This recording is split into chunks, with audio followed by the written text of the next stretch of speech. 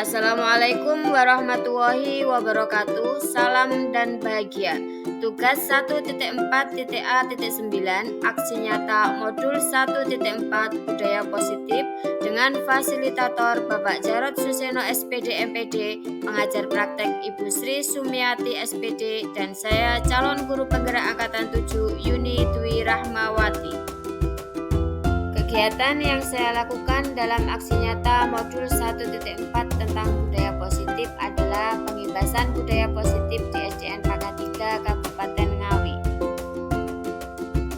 Latar belakang aksi nyata ini adalah kemajuan teknologi yang membawa dampak positif dan juga dampak negatif, dan tentunya akan ditiru oleh anak, dan tanpa adanya filter dapat menyebabkan karakter anak menurun, sehingga perlu penanaman nilai karakter melalui penanaman budaya positif di sekolah. Budaya positif. Budaya positif adalah nilai, keyakinan, dan kebiasaan di sekolah yang berpihak pada murid, agar murid berkembang menjadi pribadi yang kritis, penuh hormat, dan tanggung jawab. Hal tersebut relevan dengan tujuan pendidikan Ki Hajar Dewantara, yaitu menuntun segala kodrat yang ada pada anak-anak agar mereka dapat mencapai keselamatan dan kebahagiaan yang setinggi-tingginya, baik sebagai manusia maupun sebagai anggota masyarakat. Untuk menciptakan budaya positif di sekolah diperlukan kolaborasi dari semua warga sekolah, baik itu dari kepala sekolah, guru, wali murid, lingkungan masyarakat, dan murid, agar penerapan budaya positif dapat terlaksana dengan baik sehingga murid memiliki karakter sesuai profil pelajar Pancasila. Rencana aksi nyata yang dilakukan adalah melakukan pengimbasan tentang budaya positif kepada rekan-rekan guru di SDN Pangkat 3 Kabupaten Ngawi secara langsung dan bersama-sama menerapkan budaya positif di lingkungan sekolah. Tujuan aksi nyata ini adalah untuk menumbuhkan karakter murid yang sesuai dengan karakter profil pelajar Pancasila yang meliputi beriman dan bertakwa kepada Tuhan Yang Maha Esa dan berakhlak mulia, berkebinekaan global, gotong royong, mandiri, bernalar kritis, dan kreatif melalui pembiasaan-pembiasaan baik. Tolak ukur aksi nyata ini adalah terwujudnya pembiasaan-pembiasaan baik sehingga tercermin karakter profil pelajar Pancasila. Hasil aksi nyata dengan kegiatan pengimbasan kepada rekan-rekan guru, membuat rekan-rekan guru memahami pentingnya menerapkan budaya positif dan bersama-sama menumbuhkan budaya positif di sekolah. Rencana tindak lanjut dari aksi nyata ini adalah selalu memotivasi semua warga sekolah, baik itu rekan guru, wali murid, masyarakat sekitar, dan murid, untuk senantiasa melakukan pembiasaan budaya positif guna menumbuhkan karakter anak yang sesuai dengan profil pelajar Pancasila. Dokumentasi aksi nyata modul 1.4 Budaya Positif.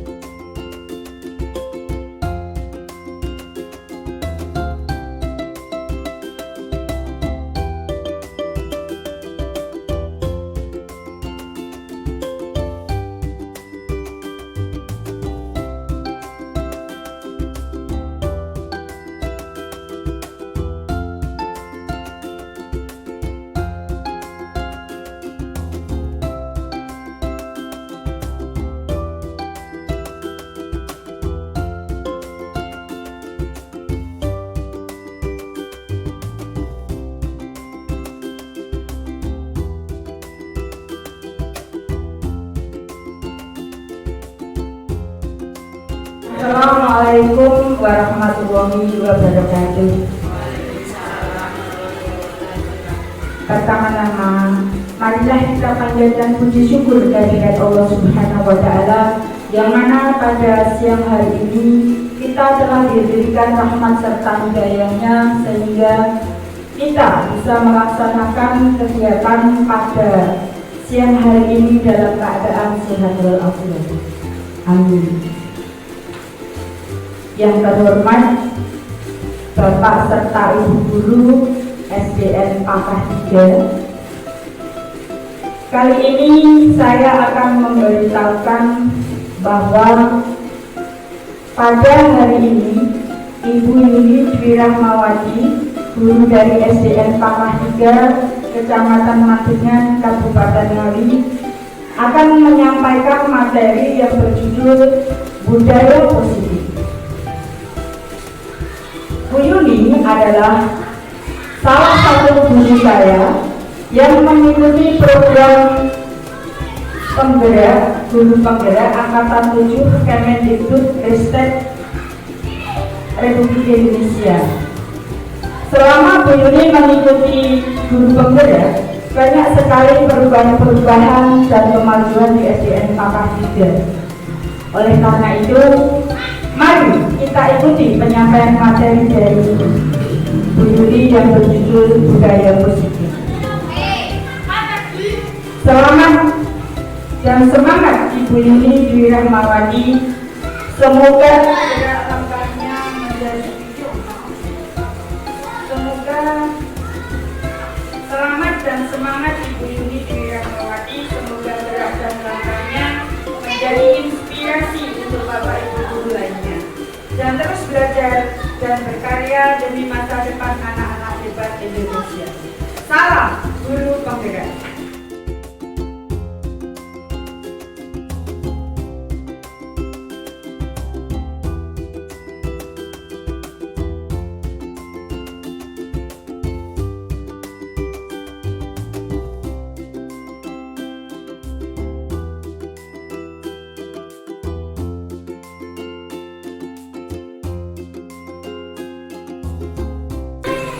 Bismillahirrahmanirrahim. Assalamualaikum warahmatullahi wabarakatuh. Yang terhormat Bapak Ibu Guru SDN Pakah 3, saya mengucapkan terima kasih atas kesediaan Bapak Ibu semuanya untuk mengikuti seminasi budaya positif modul 1.4 DPT Angkatan 7 Kabupaten Ngawi. Materi ini saya peroleh dalam mengikuti pendidikan guru penggerak. Materi ini diajukan untuk mensosialisasikan kepada rekan guru di lembaga untuk share DPT, melibatkan pemahaman dan pengalaman penerapan budaya. Selamat datang para peserta. Mari belajar bersama, berkolaborasi, saling mendukung dan mewujudkan disiplin positif di sekolah kita tercinta. Budaya positif. Sini ada pengertian tentang budaya positif, di mana budaya positif itu merupakan suatu perilaku kebiasaan yang bernilai positif. Budaya positif mengandung sejumlah kegiatan yang mampu menumbuhkan karakter murid. Melalui budaya positif diharapkan dapat menumbuhkan motivasi positif dalam diri anak untuk menjadi pribadi yang bertanggung jawab, berbudi pekerti luhur, serta berakhlak mulia. Dalam melalui tujuan utama dari budaya positif ini adalah terciptanya profil pelajar Pancasila. Untuk profil pelajar Pancasila, Bu Diana kemarin meliputi apa saja? Beriman yang pertama kepada Tuhan Yang Maha Esa, berakhlak mulia, bergotong royong, berkebinekaan bebas, mandiri, kreatif, bermalas, efektif. Kemudian di sini ada contoh tentang budaya positif. Sebenarnya sebenarnya budaya positif itu sudah kita laksanakan sehari-hari, termasuk dalam membersihkan lingkungan sekolah itu termasuk budaya positif. Bersalaman ketika bertemu guru itu juga budaya positif, mengucapkan salam, kemudian bekerja kelompok, belajar bersama-sama dengan baik itu merupakan contoh dari budaya positif. Jadi tidak asing lagi di sekolah ini semuanya sudah melaksanakan budaya positif. Kemudian dalam budaya positif untuk menciptakan budaya positif ada beberapa hal yang perlu kita pahami, yaitu perubahan paradigma stimulus, respon kepada teori kontrol, disiplin positif, ada motivasi perilaku, keyakinan kelas, kesepakatan kelas, 5 kebutuhan dasar manusia, 5 posisi kontrol, dan individual restitusi. Perubahan paradigma stimulus respon kepada teori kontrol. Di sini ada perubahan paradigma, karena perubahan paradigma itu merupakan perubahan penting yang terjadi ketika cara berpikir yang biasa tentang atau melakukan sesuatu diganti dengan cara yang baru dan berbeda. Menurut Thomas tahun 1962, The Structure of Scientific Revolution. Di sini tentunya ada stimulus yaitu apa, rangsangan, kemudian ada respon dari rangsangan, kemudian ada respon atau reaksi. Jadi stimulus itu segala sesuatu yang diberikan dulu kepada murid, kemudian dari stimulus yang diberikan akan menimbulkan respon yaitu reaksi atau tanggapan murid terhadap stimulus yang diberikan oleh guru tersebut. Di sini ada teori kontrol. Yang dimaksud teori kontrol adalah sebuah pandangan tentang cara mengendalikan tingkah laku seseorang. Dalam teori kontrol menyatakan bahwa segala tindakan atau perilaku memiliki tujuan, baik perilaku yang disukai maupun yang tidak. Kemudian ada paradigma stimulus respon kepada teori kontrol. Dr. William Glasser dalam kontrol teori memaparkan ada beberapa miskonsepsi tentang kontrol yang dirumuskan, yaitu ilusi guru mengontrol murid, ilusi bahwa semua penguatan positif efektif dan bermanfaat, ilusi bahwa kritik dan membuat orang merasa bersalah dapat menguatkan karakter, ilusi bahwa orang dewasa memiliki hak untuk memaksa. Kemudian di sini ada disiplin positif berasal dari bahasa Latin yaitu disiplin yang berarti belajar, disiplin yang berarti latihan atau pendidikan kesopanan dan kerohanian serta pengembangan kajian. Sedangkan berdasarkan Kamus Besar Bahasa Indonesia tahun 2014, disiplin berarti tata tertib, ketaatan atau kepatuhan kepada peraturan, mengusahakan supaya menaati dan mematuhi tata tertib. Disiplin merupakan pendekatan mendidik anak untuk melakukan kontrol diri dan pembentukan kepercayaan diri.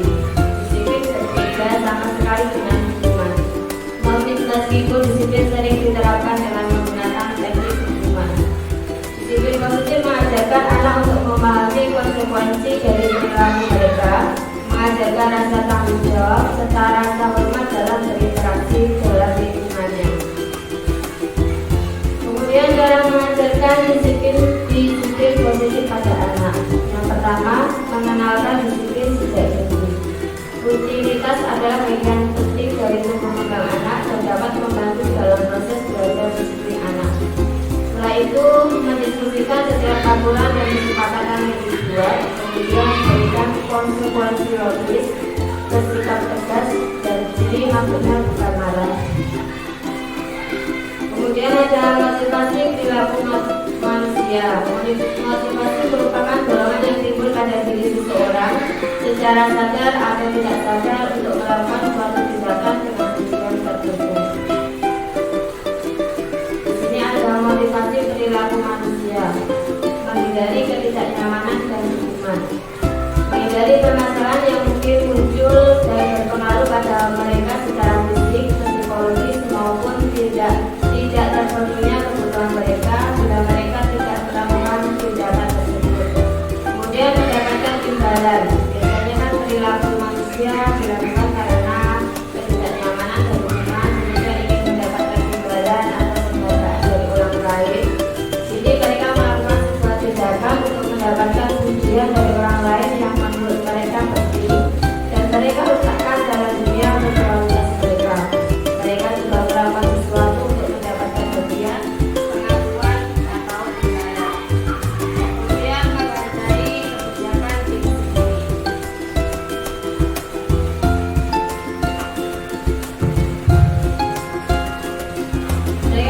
melakukan sesuatu karena nilai-nilai yang mereka yakini dan hargai, dan melakukannya karena mereka ingin menjadi orang yang melakukan nilai-nilai yang mereka yakini tersebut. Di sini ada konsep tentang disiplin, di mana konsep disiplin yang terkait dengan identitas gagal itu meliputi hukuman penghargaan. Jadi ketika kita menerapkan disiplin dengan memberikan hukuman itu masuk dalam identitas gagal.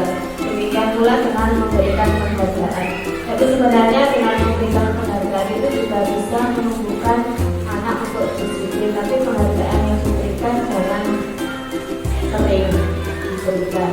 Yang dimaksud identitas gagal di sini dengan hukuman karena menyakitkan, membuat anak menyakitkan, kemudian tidak nyaman, murid takut, memaksa, murid menyembunyikan kesalahan, kemudian murid menjadi rendah diri.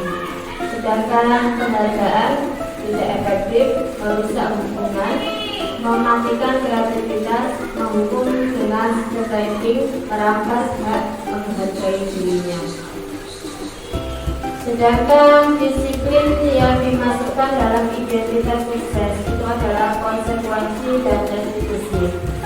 Konsekuensi di sini merupakan penguatan jangka pendek, perlu monitoring berkelanjutan, stimulus respon, murid menghormati peraturan, kehilangan waktu untuk memenuhi kesalahan. Sedangkan restitusi, murid bertanggung jawab untuk perilakunya, fokus pada pemecahan masalah jangka panjang, murid menghormati dirinya dan orang lain, kemudian teori kontrol, dirinya memberikan kontrol, dan murid semangat memperbaiki kesalahan. Di sini ada keyakinan kelas. Setiap tindakan atau perilaku yang kita lakukan di dalam kelas dapat menentukan terciptanya sebuah lingkungan positif. Perilaku agar kelas tersebut menjadi sebuah kebiasaan yang akhirnya membentuk sebuah budaya positif. Dalam mewujudkan perilaku warga sekolah yang memiliki budaya positif, hal pertama perlu diciptakan dan disepakati adalah membuat keyakinan-keyakinan atau prinsip-prinsip dasar bersama di antara para warga kelas untuk mendapatkan nilai-nilai kebajikan yang disepakati bersama. Dalam hal ini, di setiap kelas bisa membuat keyakinan kelas bersama murid. Kemudian mengapa keyakinan kelas, mengapa tidak peraturan kelas? Untuk menjawab, ini adalah kenapa harus keyakinan kelas, karena suatu keyakinan akan lebih memotivasi seseorang dari dalam atau memotivasi secara intrinsik. Seseorang akan lebih tergerak dan bersemangat untuk menjalankan keyakinannya daripada hanya sekedar mengikuti serangkaian peraturan yang mengatur mereka harus berlaku begini atau begitu, yang membuat ketidaknyamanan dan keterpaksaan. Pembuatan keyakinan kelas. Keyakinan kelas adalah bersifat lebih abstrak. Pernyataan keyakinan kelas senantiasa dibuat dalam bentuk positif. Keyakinan kelas dituliskan berupa pernyataan universal. Keyakinan kelas hendaknya tidak terlalu banyak sehingga mudah diingat dan dipahami oleh semua warga kelas. Semua warga kelas hendaknya ikut berkontribusi dalam pembuatannya. Keyakinan kelas sebaiknya sesuatu yang dapat diterapkan di lingkungan kelas atau sekolah. Kegiatan membuat keyakinan kelas ini ada contohnya guru bersama siswa membuat keyakinan kelas. Jadi mengajak siswa untuk berdiskusi tentang keyakinan apa yang akan mereka laksanakan di kelas. Berdiskusi tentang peraturan, merumuskan peraturan menjadi keyakinan, kemudian menuliskan keyakinan di depan kelas yang nantinya akan disepakati oleh satu kelas. Keyakinan kelas contohnya kami guru dan murid kelas sepakat bahwa yang pertama selalu membersihkan kelas dan halaman, saling menghargai dan menghormati, selalu bekerja sama membantu dan bergotong royong, semangat belajar, meningkatkan disiplin. Kesepakatan kelas pada hakikatnya sama dengan keyakinan kelas, hanya penekanannya lebih pada komunikasi guru dan murid untuk menciptakan pembelajaran yang efektif dan tidak terjadi kesalahpahaman. Kesepakatan kelas berisi beberapa peraturan untuk membantu guru dan murid membentuk kegiatan belajar mengajar pengajaran yang efektif. Kesepakatan kelas berisi tentang harapan guru terhadap murid, juga harapan murid terhadap pengajar. Cara membuat kesepakatan kelas, kita bisa membuat kesepakatan kelas 4 sampai 8 aturan kelas. Kesepakatan kelas disusun secara jelas sehingga murid dapat memahami perilaku yang diharapkan dari mereka. Setiap anak menyampaikan pendapat masing-masing. Kesepakatan yang telah disampaikan masing-masing anak dimusyawarahkan bersama untuk dijadikan kesepakatan kelas. Hasil kesepakatan kelas dipasang di sini. Kemudian di sini ada 5 kebutuhan dasar manusia yang meliputi kebutuhan fisiologi, rasa aman, kasih sayang, penghargaan, dan aktualisasi diri. Seluruh tindakan manusia tentunya memiliki tujuan. Semua yang kita lakukan adalah usaha terbaik kita untuk mendapatkan apa yang kita inginkan. Ketika kita mendapatkan apa yang kita inginkan, sebetulnya saat itu kita sedang memenuhi salah satu lebih dari satu kebutuhan dasar kita. 5 kebutuhan dasar manusia meliputi kebutuhan untuk bertahan hidup atau survival, 2 contoh dan kasih sayang atau love and belonging, kebebasan freedom, kemudian kesenangan fun, dan kekuasaan power. Untuk kebutuhan bertahan hidup atau survival merupakan kebutuhan yang bersifat fisiologis untuk bertahan hidup, misalnya kesehatan, rumah, dan makanan. Komponen psikologis pada kebutuhan ini meliputi kebutuhan dan perasaan aman.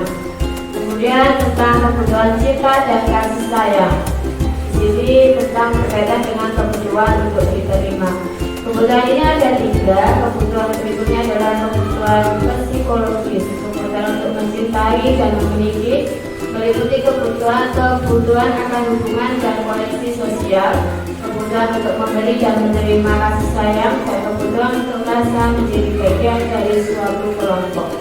Kebutuhan ini juga meliputi keinginan untuk tetap terhubung dengan orang lain seperti teman, keluarga, pasangan hidup, teman kerja, binatang peliharaan, dan kelompok di mana kita bergabung. Anak-anak yang memiliki kebutuhan dasar cinta dan kasih sayang yang tinggi biasanya ingin disukai dan diterima oleh lingkungannya. Mereka juga akrab dengan orang tuanya. Biasanya mereka belajar karena suka pada gurunya. Bagi mereka, teman sebaya sangatlah penting. Mereka juga biasanya suka bekerja dalam kelompok. Kemudian kebutuhan penguasaan merupakan kebutuhan pengakuan atas kemampuan. Kebutuhan ini berhubungan dengan kekuatan untuk mencapai sesuatu, menjadi kompeten, menjadi terampil, diakui atas prestasi dan keterampilan kita dengar dan memiliki rasa harga diri. Kemudian kebebasan, kebutuhan untuk bebas adalah kebutuhan akan kemandirian, otonomi, memiliki pilihan dan mampu mengendalikan arah hidup seseorang. Sedangkan kebutuhan kesenangan yaitu kebutuhan untuk merasa senang. Kebutuhan akan kesenangan adalah kebutuhan untuk mencari kesenangan, bermain dan tertawa. Bayangkan hidup tanpa menikmati apapun betapa menyedihkan. Belajar menghubungkan kebutuhan akan kesenangan dengan belajar. Saat mereka bermain, mereka mempelajari keterampilan hidup yang penting. Manusia tidak berbeda. Kemudian di sini ada 5 posisi kontrol. Jane Gossen dalam bukunya Restitution Restructuring School City tahun 1998 mengemukakan bahwa guru perlu meninjau kembali penerapan disiplin di dalam ruang-ruang kelas kita selama ini. Apakah telah efektif, apakah bisa memerdekakan dan memandirikan murid, bagaimana dan mengapa. Di sini kelima posisi kontrol tersebut adalah penghukum, sebagai teman, sebagai pembuat orang merasa bersalah, monitoring atau memantau, dan sebagai manajer. Ciri-ciri di sini sebagai penghukum, seorang penghukum bisa menggunakan hukuman fisik. Jadi jika kita menghukum anak menggunakan fisik, berarti posisi kontrolnya sebagai penghukum.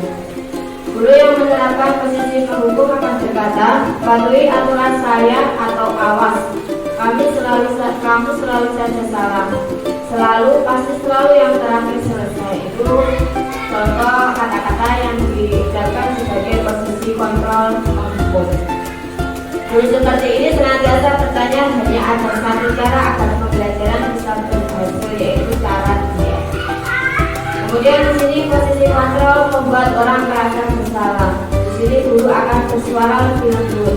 Membuat orang merasa bersalah akan menggunakan keheningan yang membuat orang lain merasa tidak nyaman, bersalah atau rendah diri. Biasanya kata-kata yang dikeluarkan dengan lembut, ibu sangat kecewa sekali dengan kamu. Berapa kali bapak harus memberitahu kamu ya? Gimana coba kalau orang tua kamu tahu kamu berbuat begini? Itu merupakan contoh dari posisi kontrol membuat orang merasa bersalah. Di posisi ini murid akan memiliki penilaian diri yang buruk tentang diri mereka. Murid merasa tidak berharga dan telah mengecewakan orang-orang yang disayanginya. Kemudian sebagai teman itu cenderung kita memposisikan diri sebagai teman yang bisa diterima oleh murid, tidak akan menyakiti murid, namun akan tetap berupaya mengontrol murid melalui persuasi. Posisi teman pada guru bisa negatif atau positif. Yang positif berupa hubungan baik yang terjalin. Kemudian di posisi teman menggunakan hubungan baik dan humor untuk mempengaruhi seseorang. Kata-kata yang biasanya digunakan, ayo bangunlah demi bapak ya. Ayo ingat tidak kesalahan bapak selama ini. Ya sudah, kali ini tidak apa-apa, nanti ibu harus bereskan. Biasanya posisi sebagai teman yang diucapkan adalah seperti itu. Kemudian sebagai pemantau, di sini akan berperan untuk mengawasi, kita bertanggung jawab atas perilaku orang-orang yang kita awasi. Posisi pemantau berdasarkan pada peraturan dan konsekuensi. Kata-kata yang biasa dikeluarkan, peraturannya apa yang telah kamu lakukan, sanksi atau konsekuensinya apa. Seorang pemantau ini akan mengandalkan perhitungan, catatan, data yang dapat digunakan sebagai bukti atas perilaku seseorang. Posisinya akan menggunakan slip catatan, daftar cek. Posisi monitor sendiri berawal dari teori subjektif respon yang menunjukkan tanggung jawab guru dalam mengontrol murid. Kemudian posisi kontrol sebagai manajer.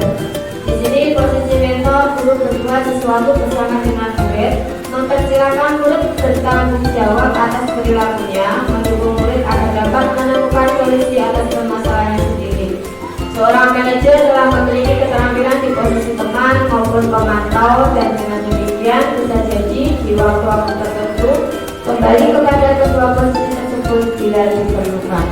Namun bila kita menginginkan murid kita menjadi manusia yang merdeka dan bertanggung jawab, maka kita perlu mengacu kepada resolusi yang dapat menjadikan murid kita seorang manajer dari dirinya sendiri. Biasanya kata-kata yang dikeluarkan posisi kontrol seorang manajer, apa yang kita yakini, ini kembali kepada keyakinan kelas yang disepakati. Kemudian apakah kamu meyakininya? Jika kamu meyakininya, apakah kamu bersedia memperbaikinya? Jika kamu memperbaiki ini, hal ini menunjukkan apa tentang dirimu, kemudian apa rencana kamu untuk memperbaiki ini. Kemudian di sini dalam menyelesaikan masalah, di sini ada segitiga restitusi. Di mana langkah-langkahnya yang pertama yaitu menstabilkan identitas. Di sini setiap orang pasti pernah melakukan kesalahan, mungkin mengajak anak dengan menggunakan kata-kata, ibu juga pernah melakukan kesalahan seperti itu, kamu bukan satu-satunya yang pernah melakukan ini. Kemudian setelah identitas distabilkan, kemudian validasi dikatakan salah, kamu tentu punya alasan mengapa melakukan ini. Apakah cara yang lebih efektif untuk mendapatkan apa yang kamu butuhkan? Kemudian menanyakan keyakinan kelas. Apa yang telah kita sepakati, jadi mengarahkan anak untuk memperbaiki kesalahannya dan kamu ingin menjadi orang yang seperti apa. Kemudian ada restitusi, sebuah cara menanamkan disiplin positif pada murid, mana proses menciptakan kondisi bagi murid untuk memperbaiki kesalahan mereka sehingga mereka bisa kembali kepada kelompok mereka dengan karakter yang lebih kuat. Restitusi juga merupakan proses kolaboratif yang mengajarkan murid untuk mencari solusi untuk masalah dan membantu murid berpikir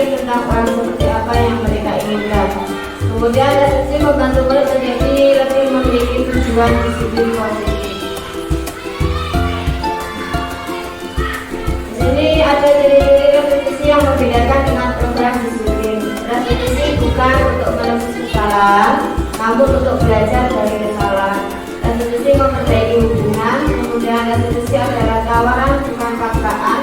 Repetisi menuntut untuk melihat ke dalam diri. Repetisi mencari kebutuhan dasar yang mendasari tindakan.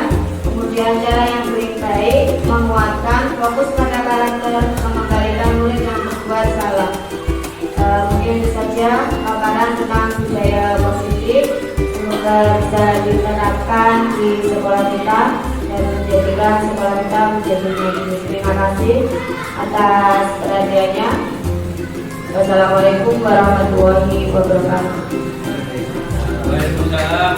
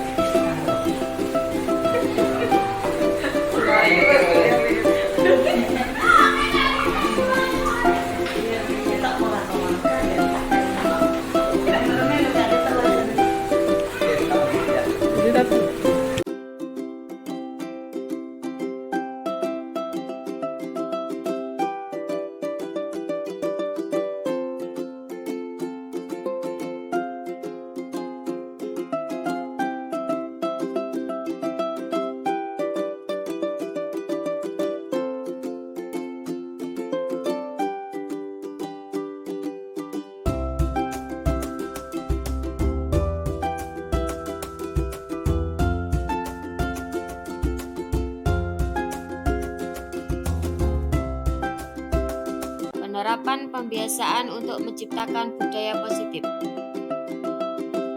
Salah satu kegiatan yang dilakukan adalah pengembangan nilai religi. Pembiasaan membaca Asmaul Husna untuk meningkatkan keimanan murid dan mengetahui nama-nama Allah. Asmaul Husna. Bismillahirrahmanirrahim. Bismillahirrahmanirrahim. Walhamdulillahi wassalatu wassalam linnabi habibina ya Allah ya Rabbana anta maqsuduna ridha madlubuna dunyana wa ukhrana ya Rahmanu ya Rahim ya Maliku ya Quddus ya Salamu ya Mu'min ya Muhaiminu ya Aziz ya Jabbar Mutakabbir ya Khaliqu ya Bari ya Musawwir ya Ghaffar ya Qahhar ya Wahhab ya Rayyaqu ya Fattah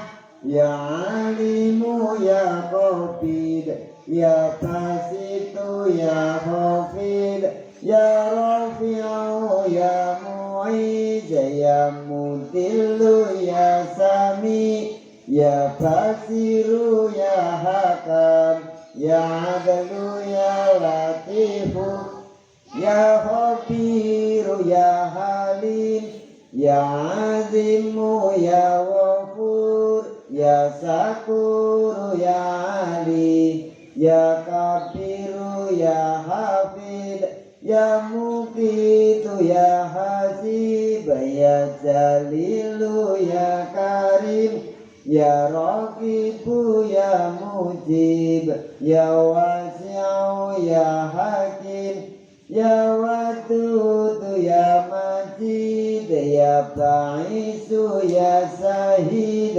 ya Haqqu ya Wakilu ya Qawiyu ya Matin ya Waliyu ya Hamid ya Muhsi ya Mubdi'u ya Mu'idu ya Muhyi ya Mumitu ya Hayyu ya Qayyum ya Wajid ya Majidu ya Wahid Ya Ahadu Ya Somad Ya Qadir Ya Muqtadir Ya Pembiasaan membaca surat-surat pendek.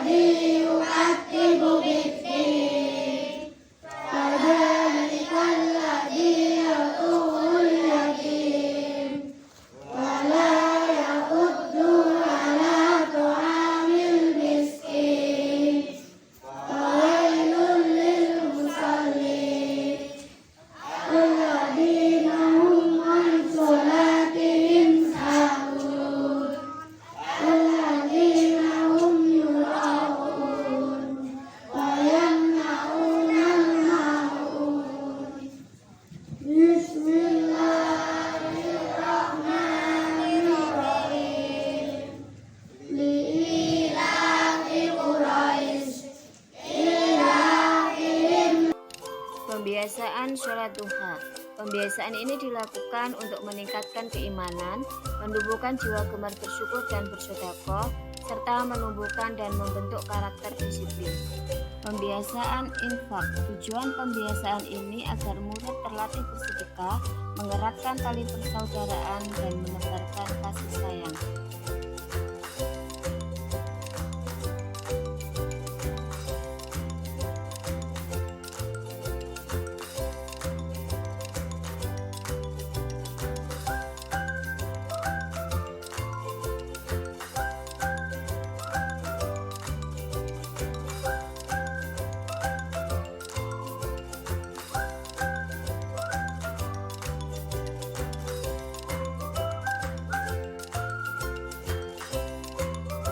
Literasi dan ekstrakurikuler. Pendidik menuntun anak sesuai dengan minat, bakat, kebutuhan, dan potensi anak. Pembiasaan karakter baik anak. Pembiasaan ini dilakukan untuk menumbuhkan nilai mandiri, kebersamaan, kerjasama, nasionalisme, religi, dan saling menghormati.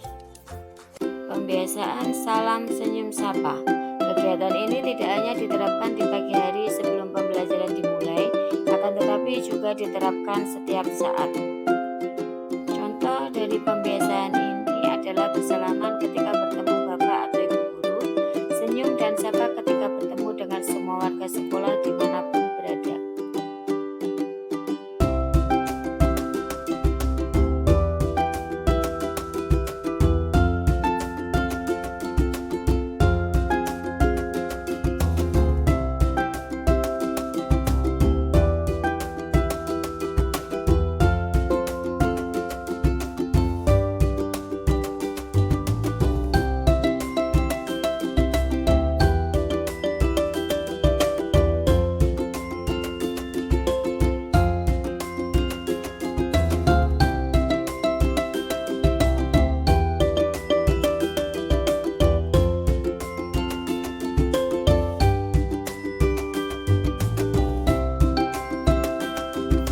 pembelajaran yang menyenangkan.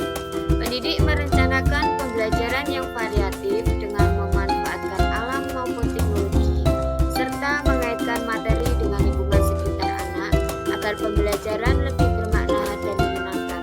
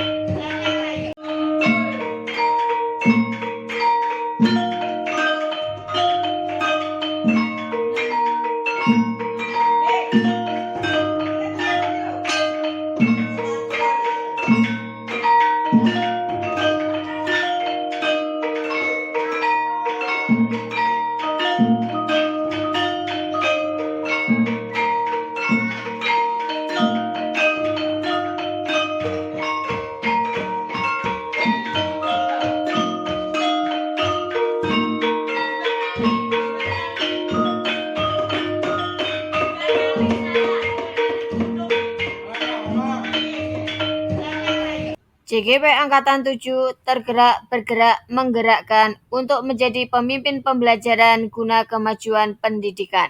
Salam guru penggerak. Wassalamualaikum warahmatullahi wabarakatuh.